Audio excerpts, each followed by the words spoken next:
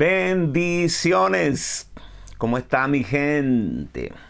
Aquí yo con mi mate.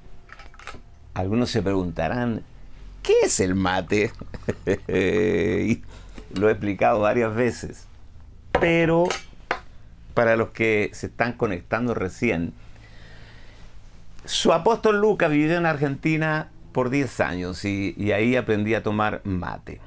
Es una infusión, una hierba, y tiene este popote que llaman los mexicanos. Este le llaman popote, Alvarito. ¿Cómo estás? Muy bien, todo bien por acá. Excelente. Tenemos un montón de salud. ¿A cuántos días estamos de la escuela de Nuevo Pacto? A una semana y un día. ¡Wow!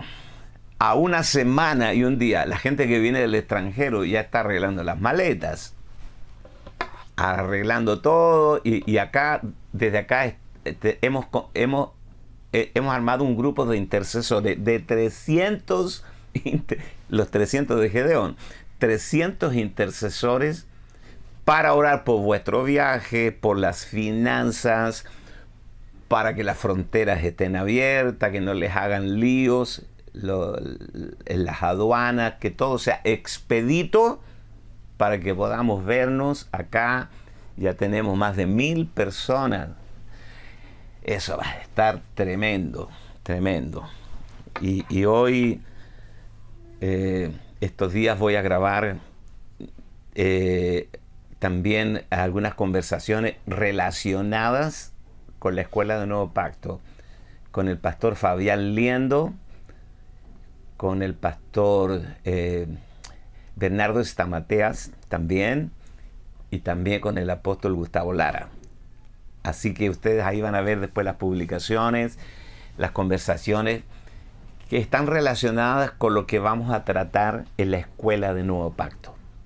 En esta Escuela de Nuevo Pacto, el tema central será la vida Zoe en nosotros y a través de nosotros.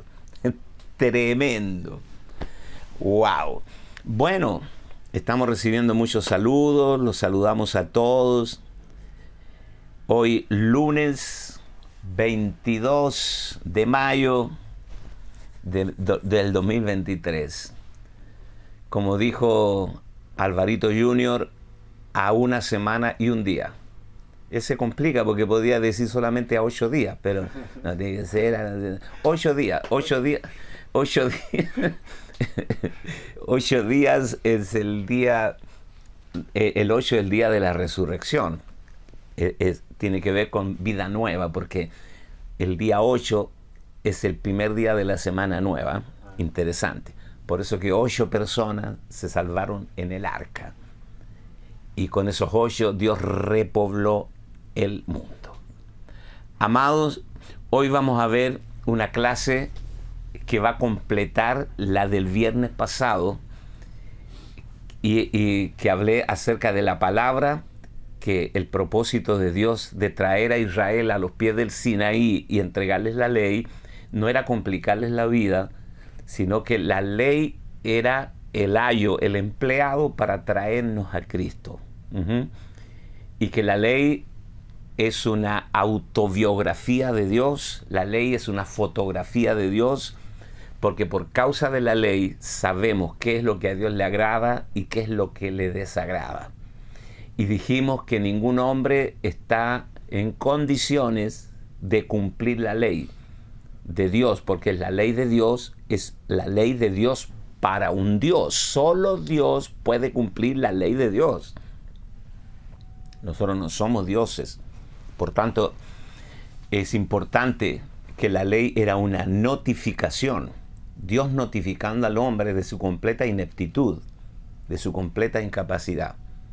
Y la gracia es Cristo viniendo a nosotros, Cristo, el Dios hombre, viniendo a morar en nosotros, para que, como dijo Pablo en Hebreos, haciendo Él en vosotros lo que es agradable delante de Él por medio de Jesucristo. Tremendo, tremendo, tremendo, tremendo. Haciendo Él en vosotros, haciendo Él en vosotros lo que es agradable delante de Él por medio de Jesucristo. Wow, wow. ¿Nunca usted como padre sentó a su hijo en sus brazos mientras usted manejaba el auto? Y el niño puso sus manos en el volante y el niño bebé, 1 año, 2, pensaba que él iba manejando el auto. Papá, mira, yo sé manejar. Y tú te sonreías, ¿no? Y decías, sí, hijo, qué hermoso que lo haces, pero en el fondo el que iba manejando eres tú. Eso es exactamente lo que no podemos hacer nosotros. Él ya lo hizo en nosotros. Cristo ya es todo lo que tú nunca llegarás a hacer, naturalmente hablando. Ese es el misterio de la gracia. Dice, porque si por uno solo los muchos murieron, por la obediencia, si por la desobediencia de uno solo, así lo dice Pablo en Romanos, los muchos fueron constituidos pecadores. Si por la desobediencia de uno solo, los muchos fueron constituidos pecadores, por la obediencia de uno solo, Jesucristo. No tu obediencia, no tu esfuerzo para obedecer, sino por la obediencia de uno solo, Jesucristo, los muchos son constituidos justos. Y ahora, esa obediencia de uno solo habita en ti. No vamos a detenernos acá, pero vamos a ver esta tremenda clase que vamos a tener ahora, las funciones o la función de la palabra obrando de una manera viviente en nosotros. Quiero que leamos, estamos ahí, ¿no? Habló Dios todas estas palabras a Israel diciendo, Éxodo 21, habló Jehová todas estas palabras diciendo, no tendrás dioses ajenos delante de mí. Ahí vienen los mandamientos, pero esto es la palabra. Habló Dios todas estas palabras diciendo. Dios trabaja hablando. El hablar de Dios es su trabajo. Amén. Y ahora Él nos habla en Hijo. Hebreos 1:1 dice, Dios habiendo hablado muchas veces y de muchas maneras en otro tiempo a los padres por los profetas, hoy día en este tiempo nos ha hablado en el Hijo. El artículo Él no sale en el original, por lo tanto deberíamos leer en honestidad. Dice, nos habla en Hijo. Dios habla Hijo. Tú hablas español, Dios habla Hijo. Es el hablar de Dios, es Cristo, el verbo profundo. Ahora, el hablar de Dios es su trabajo. En Colosenses capítulo 3, verso 16, dice, la palabra de Cristo more o habite ricamente en ustedes. Intrúyanse y exhórtense unos a otros con toda sabiduría. Canten al Señor salmos, himnos y cánticos espirituales con gratitud de corazón. Amén. Así que la palabra en todo tiempo, la palabra eterna, la palabra que hizo los cielos y la tierra, esa palabra también fue manifestada a Israel y a nosotros. La diferencia es que vino a morar en nosotros. La palabra, esta palabra tiene unos efectos en nosotros poderosos, y cuando hablamos de la palabra estamos hablando de la maravillosa persona de Cristo. Él es el verbo, no te olvides. La palabra es un misterio. ¿Por qué? Porque no es sonido. La palabra no es letra, no es tinta. La palabra no es idioma, la palabra es una persona. Cristo. Él es la palabra. El verbo hecho carne. Por eso Pablo dice, la palabra de Cristo more en abundancia en vosotros. Y esta palabra, número 1, nos da luz y vida. Salmo 119, verso 130. La exposición de tus palabras alumbra, hace entender a los simples. Por supuesto, el mismo Salmo 119 dice, lámpara es a mis pies tu palabra, lumbrera mi camino. Salmo 119, verso 105, que muchas veces la tenemos pegado como adorno en la pared de nuestra casa, aunque no fue escrito para adornar la casa, sino para transformar vidas. Dice, lámpara es a mis pies tu palabra y lumbrera mi camino. La lámpara se refiere al candelabro que estaba en el lugar santo, que alumbraba, ¿no? La lámpara. Lámpara es a mis pies tu palabra y lumbrera mi camino. En 2 de Pedro, capítulo 1, verso 19, dice, también tenemos la palabra profética más segura, la cual hacéis bien en estar atentos como a una antorcha que alumbra el lugar oscuro hasta que el día esclarezca y el lucero de la mañana salga en vuestros corazones. ¿Por qué Pedro dice que tenemos la palabra profética más segura? Porque todas las profecías que se dieron de Cristo encontraron su cumplimiento en Cristo. Y Cristo ya estaba allí. Y Cristo ya había venido, había sido muerto, crucificado, resucitado al tercer día e impartido en nosotros como vida. El Cristo que mora, el Cristo morador, el Cristo que habita en nosotros. Pensando en esto, Pedro dice, ahora porque ya el cumplimiento de toda la Escritura está en nosotros. Por eso tenemos la palabra profética, lo que profetizaron los profetas. Dice que indagaron diligentemente y escudriñaron acerca de esta gracia destinada a nosotros. Wow, que no era para ellos, sino para nosotros. Entonces, ya que lo tenemos a Él morando en nosotros, todas las palabras proféticas son más seguras porque ya se cumplieron en nosotros. Tenemos también la palabra profética más segura, la cual hacéis bien en estar atentos como a una antorcha que alumbra el lugar oscuro. Pedro se estaba refiriendo a la nube de gloria y la llama de fuego, esta nube mutante que de noche era una llama y de día era una nube, generando un microclima para ellos en medio de un desierto espantoso y terrible. Hasta que el día esclarezca y el lucero, Cristo, el lucero de la mañana, salga en vuestros corazones, interiormente. Lo que Pedro está planteando acá es maravilloso, porque dice, durante 40 años los israelitas tuvieron la nube sobre sus cabezas y la llama de fuego, pero ahora nosotros la tenemos interiormente en nuestro corazón. Eso cambia totalmente la figura. Salmo 119, verso 50. Este es mi consuelo en medio del dolor, que tu promesa me da vida. La palabra,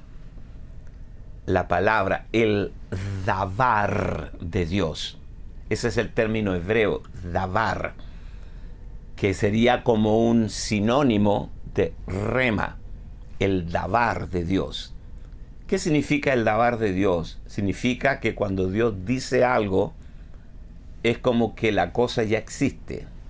Por ejemplo, usted cuando dice, tráeme el teléfono, usted no está creando un teléfono. Pero cuando Dios dice, sea un teléfono, el teléfono ya es, aunque tus ojos todavía no lo vean. Interesante. Aunque tus ojos no lo vean, ni tus sentidos no lo perciban, si Dios lo dijo, ya está. Porque la palabra davar significa palabra y cosa, o palabra o cosa. Sea la luz y la luz fue hecha. Porque para Dios no hay una separación entre lo que Él dice y la cosa que está declarando. Es extraordinario, ¿no? Por supuesto, eso accesamos por fe a esta dimensión, porque entre nosotros decimos una cosa y hacemos otra. La palabra nuestra vale menos que menos, ¿no? La gente dice, las palabras se las lleva el viento. O la gente dice pura palabra, palabra, palabra, pero Dios no. Dios dice y existió, habló y existió. Eso dice el Salmo. Ahora, Salmo 119, verso 50, dice, este es mi consuelo en medio del dolor, que tu promesa me da vida. Tu promesa me da vida. Jesús dijo hace 2000 años, las palabras que yo os he hablado son espíritu y son vida. Salmo 119, verso 116. Les comenté que el Salmo 119 tiene más versículos que todo el libro de Efesios. ¡Wow! ¡Wow! Por eso aquí intencionalmente Dios registró este salmo y nos dejó unos tremendos principios. Susténtame conforme a tu palabra y viviré, y no quede yo avergonzado de mi esperanza. La palabra sustenta. Verso 107. Afligido estoy en gran manera. Vivifícame, oh Jehová, conforme a tu palabra. Entonces el primer punto, Él nos da luz y vida a través de la palabra.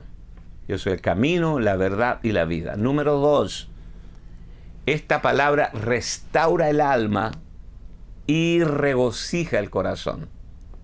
El corazón es un término que a veces la mayoría no entiende. La palabra es cardia, ¿no? El corazón, la taquicardia. Ese es el término griego, cardia. Creo que en hebreo es bled, pero no estoy muy seguro. Pero esta palabra restaura el corazón. El corazón, amados, definiéndolo en términos técnicos, desde el punto de vista de la revelación, el corazón está compuesto de las 3 facultades del alma: intelecto, voluntad y emociones, más una facultad del espíritu, que es la conciencia. ¿Me explico? La conciencia, que pertenece al espíritu, más las 3 facultades del alma: intelecto, voluntad y emociones. El corazón es como un tubo que une 2 depósitos. El alma y el espíritu interactúan a través del corazón. Es una senda el corazón.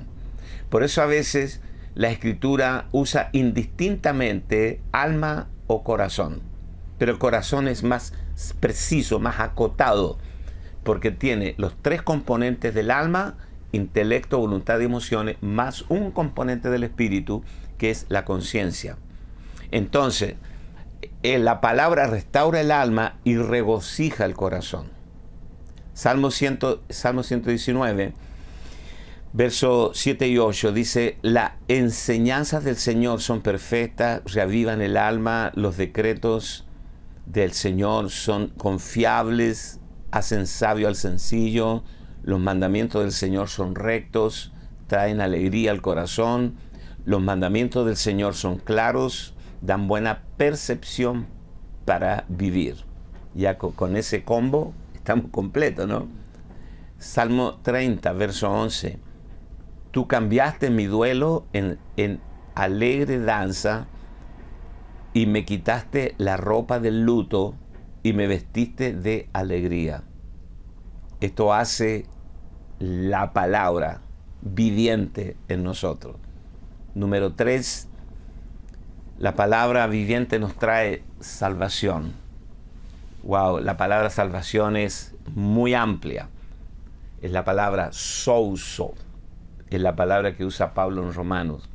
Souso, que significa salvo de todos tus problemas económicos, emocionales, familiares, salvo del infierno, salvo del juicio, salvo de todo. Una salvación integral. Souso. Salmo 119, verso 170, dice: llegue mi súplica delante de ti, líbrame conforme a tu palabra. Cuando usted va a declarar un juicio porque se siente estafado, porque le prometieron una cosa pero le vendieron otra, lo único que el juez va a preguntar es: ¿qué dice el contrato? Nada más. Y si el contrato dice algo, si usted está reclamando algo, así debo decirlo, si usted está reclamando algo que no está considerado en el contrato, por más que lo considere injusto, que siente que lo engañaron, la única pregunta del juez es: ¿qué dice el contrato? qué dice la palabra de Dios, que es el contrato que Él tiene con nosotros. Llegue mi súplica delante de ti, líbrame conforme a tu palabra. Tú lo dijiste. Y yo estoy haciendo una demanda, una demanda en el tribunal de lo eterno. Estoy haciendo una demanda a tu palabra. Y a Dios le gusta. A Dios le gusta que actuemos en ese nivel de fe. Mándame, dice Dios, mándame acerca de tus hijos. Hasta ahora nada habéis pedido en mi nombre. Entonces, la palabra viva de Dios nos trae salvación constante. Sí, Señor. Número 4. La palabra dicha de Dios nos fortalece, nos consuela, nos nutre. Otra vez, la palabra nos fortalece, nos consuela, nos nutre. No tenemos tiempo de desarrollar cada uno de estos puntos, pero es extremadamente importante que tú entiendas que hay por lo menos 3 categorías de palabras, escrituralmente hablando, 3 categorías de palabras. Número 1, la palabra logos, que es la palabra dicha, lo que Dios dijo, lo que está escrito, el logos. La palabra rema, que es lo que Dios está diciendo. Lo hemos dicho de esta manera, es una palabra específica para una persona específica, en un momento específico. Es la palabra rema, es la dirección de Dios a tu espíritu. Y en tercer lugar, es la palabra grafos, que es la palabra escrita en las tablas de nuestro corazón. Hoy en la mañana temprano estaba estudiando acerca de que somos carta abierta, leída por todos los hombres, escrita, no con pluma, no con tinta, sino con el Espíritu del Dios viviente. De manera que esa es la palabra grafos, la palabra escrita en nuestro corazón. Entonces, esta palabra nos fortalece, nos consuela y nos nutre. Número 5, la palabra nos levanta, nos mantiene a salvo y nos da esperanza. Mientras la palabra de Dios nos nutre, nos levanta, la palabra de Dios nos sostiene, también nos mantiene a salvo y nos da esperanza. Filipenses 1:20. Conforme a mi anhelo y esperanza de que en nada seré avergonzado, antes bien con toda confianza, como siempre, ahora también será magnificado Cristo en mi cuerpo, o por vida o por muerte. La esperanza de salvación, dice Pablo, como yelmo. La esperanza tiene que ver con cosas futuras. Pablo dice que la esperanza nos avergüenza. Y Abraham dice que Abraham creyó esperanza contra esperanza, ¿no? La fe es el brazo que recibe las bendiciones que ya fueron otorgadas a nosotros. Quiero que capte esto, todo lo que el Señor ya habló. Y eso lo vimos anoche en la clase de los Hyper Night. Todo lo que ya fue hecho. Pablo dice que el Evangelio, en el medio está la cruz, que es la frontera entre todo lo que Dios hizo y todo lo que Él está haciendo ahora. Lo que hizo que ya no debemos vivir en eso. No nos hemos acercado al monte de Sión, de Sinaí. No nos hemos acercado al monte Sinaí, pero nos hemos acercado al monte de Sión. El no y el sino. No nos hemos, sino que nos. No nos hemos acercado, sino que nos hemos. Toda la Biblia está entre el no, la cruz, y el sino. Que son las realidades de hoy. Entonces, vivimos en este telestai o teletestai, que es la obra consumada de la cruz, la obra hecha, el cumplimiento de todo. Cuando Pablo dice que en otro tiempo habló por los profetas, en estos postreros días nos ha hablado en el Hijo. En el Hijo no hay nada más para allá. Este es el final. La última palabra de Dios es Cristo. La última entrega, la última negociación de Dios con el hombre es la obra consumada de su cruz. Dios no tiene nada más para ti ni para mí. Está todo hecho. Eso es fe, vivir en eso. La esperanza tiene que ver con las cosas que aún no se han cumplido. Por ejemplo, el retorno de Cristo, el cuerpo glorificado. Para eso necesitamos tener la esperanza como yelmo, proteger nuestra mente de todas las mentiras del diablo. Amén. Bien, número 6. La palabra nos hace disfrutar a Dios como nuestra porción. La porción. Recuerden que a los levitas no se les dio tierra, sino que Dios les dijo, yo soy la porción de ustedes. ¿Qué prefieres? ¿Un pedazo de tierra o que Dios sea tu porción? Por supuesto. Alguien dirá, las dos cosas. No, es que si tienes a Dios como tu porción, eres dueño del universo. Salmo 119, verso 57. Salmo 119, verso 57. Dice, mi porción es Jehová. He dicho que guardaré tus palabras. Uy, la tenía clara, ¿eh? Mi porción es Jehová. He dicho que guardaré tus palabras. Porque Jehová es la porción que nadie puede embargarte, nadie puede quitarte. El auto lo puedes perder, tu casa, todos los hijos, la esposa, todo puede ser quitable. Pero la porción que es Jehová, nada. Me sorprende Abraham, nuestro padre en la fe, que cuando entró a la tierra, dice que él dijo, esta no es la tierra. Y él caminó como extranjero. En la tierra de Canaán que Dios le había asignado, caminó como extranjero. Nunca se sintió que era parte de ahí, porque él esperaba una ciudad cuyo arquitecto y constructor es Dios. Esperaba una patria celestial. Se le reveló a Abraham.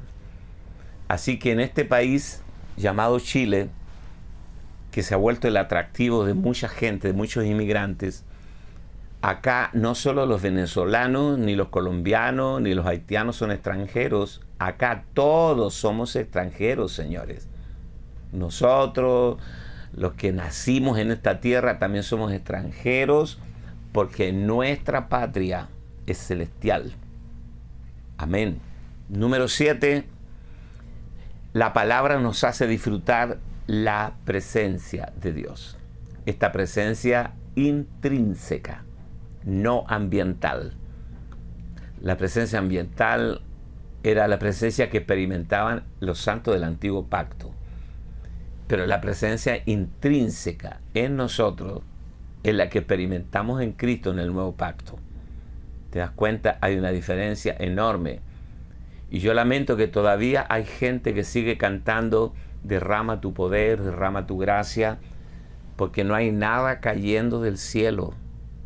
¿Por qué? Porque eso es un elemento distractivo. Porque Cristo ya vino a morar en ti con todo lo de Él. Las inescrutables riquezas de Cristo ya están en ti. Solo que cuando tú no las ves, es lo mismo como que si no las tuvieras. Que Dios abra nuestros ojos, y esa era la oración de Pablo, que Dios abra los ojos del entendimiento, para que podamos comprobar la super eminente grandeza de su poder. Cuando Pablo escribe esto es porque el idioma le quedó corto. Él tuvo que inventar una palabra. Pablo, me imagino que le estaba dictando a la amanuense, a la que le escribía, porque a Pablo le escribían las cartas, él las dictaba, y decía, para que podamos ver la grandeza de su poder. Y se dio vuelta por la celda, caminó y dijo, grandeza es poco. Dice, borra eso y pone súper grandeza. Entonces borró, no era tan fácil borrar ahora, porque ahora tú aprietas la tecla y borra todo para acá. No, es borrar un papiro. un cuero donde se escribía. El amanuense borró la grandeza de su poder y Pablo dijo, todavía es poco. Ahora vamos a poner la super grandeza. Se dio otra vuelta por la celda, miró por los barrotes para afuera, meditó y dijo, es poco. Vamos a ver, borra de nuevo. ¿Cómo a borrar de nuevo? Borra de nuevo. Pone super eminente grandeza de su poder. Esa palabra no existe. Pablo la inventó porque le quedó corto el idioma. Entonces, nos hace disfrutar Dios como nuestro escondite, número 8. El número 8 nos hace disfrutar a Dios como nuestro escondite y escudo. Nuestro escondite y nuestro escudo, nuestro refugio. Sí, Señor. 119 versos, Salmo 119, verso 114. Mi escondedero. ¿Cómo? Mi escondedero. Alvarito, ¿usted a veces necesita esconderse de la Marce o de los niños o de los cobradores? No tiene nada. De los cobradores, de los enemigos, de los ataques despiadados del infierno. Mi escondedero y mi escudo eres tú. En tu palabra he esperado. Salmo 119, verso 65. Señor, tú has sido muy bueno conmigo, tu siervo ha cumplido todo lo que prometiste. Tú nos has sido refugio de generación en generación. Me quedan 2 puntitos y terminamos. Número 9. La palabra nos hace sabios y nos da comprensión. Salmo 119, verso 98. Me has hecho más sabio que mis enemigos con tus mandamientos, porque siempre están conmigo. Sabiduría es una impartición divina para resolver un presente problema. Cuando usted llama al abogado, le dice, mira, tengo un caso, él le da instrucciones por teléfono, le dice, mira, ve a tal oficina, hace un documento, llévala a la notaría. Él te da un fragmento de su conocimiento, porque él estudió 10 años, pero te da un fragmento de su conocimiento para resolver un problema. Lo mismo sucede con Dios. Aunque Cristo, Pablo dice en 1 Corintios 1, Él ha sido hecho para nosotros sabiduría, justificación, santificación y redención. ¡Wow! La fuente de la sabiduría. Todos los misterios de la ciencia y del conocimiento están escondidos en Cristo Jesús y Él mora en nosotros. Alabado sea su nombre. Número 10, nos da discernimiento y el saber. La palabra nos da discernimiento y la capacidad de saber. Salmo 119, verso 66. Enséñame el buen juicio y el saber, que en tus mandatos yo confío. Por la palabra nos enteramos, se nos revela todo el plan y la economía de Dios. Número 11, la palabra evita que pequemos y caigamos en caminos malignos. Son barandas que nos protegen del abismo. La palabra, edificamos sobre ella. Y número 12 y último, la palabra evita que tropecemos, afirma nuestros pasos y permite que venzamos toda la iniquidad. Sí, Señor, porque en realidad nosotros naturalmente no tenemos la capacidad de saber qué debemos dejar, qué debemos abrazar, a qué debemos renunciar, qué debemos aceptar, pero el Espíritu Santo a través de la palabra nos guía a toda verdad y a toda justicia.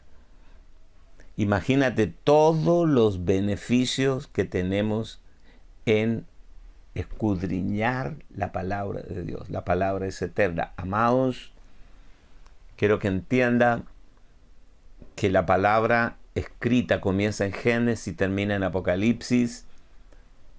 No cometa el error de confundir el viejo pacto con el Antiguo Testamento. Muchos lo cometieron, pero no es así. El Antiguo Testamento no es el viejo pacto. El nuevo pacto se encuentra en el Antiguo Testamento, en códigos, en figuras, en sombras. Todo el nuevo pacto está escondido en el Antiguo Testamento. Por eso Pablo, cuando dice que toda la escritura es inspirada por Dios, es el soplo de Dios, se está refiriendo al Antiguo Testamento, porque el Nuevo Testamento todavía no estaba escrito.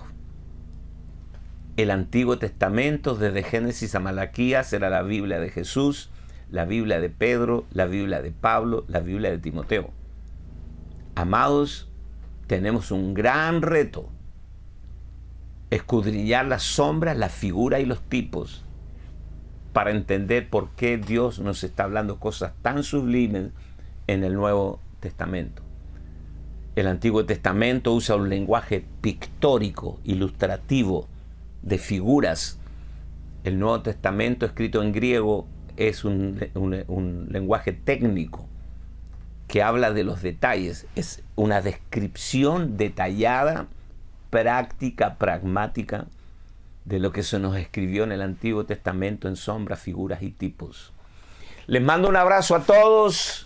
Bendiciones. Estamos a las puertas de la Escuela del Nuevo Pacto. No se olvide, recursosnuevopacto.com. recursosnuevopacto.com. Ahí va a tener toda la información de la Escuela del Nuevo Pacto y también la forma de que usted pueda inscribirse con su tarjeta de crédito. Le mando un abrazo a todos. Bendiciones.